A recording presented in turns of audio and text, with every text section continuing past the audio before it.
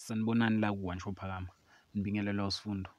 Umongameli waphambilini wala eNingizimu Afrika usey'nikelele emaphoyiseni. Izolo uphuthunyiswe iy'moto zakhe ezimqaphayo uJacob Zuma ukuthi eye ejele ngaphambi nje kokuthi kudlule isikhathi sakhe sokuthi ey'nikelele, bese kusele ihora nje ukuthi sishaye leso sikhathi. Amaphoyisa-ke abonakala ebusuku eyakhona kanti azofica esengekho esey'hambele yena.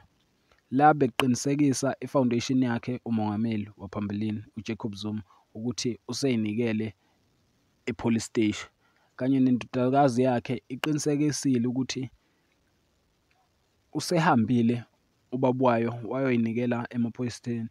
Uzoboshwa-ke eWestville Escourt, lapho ezodonsela khona-ke isigwebo sakhe sa-15 months. Ngicela nje mbukeli wethu ushiye umbono wakho ngalolu daba, ungakhohlwa ukulayikha nokusubscribe. Ngiyabonga.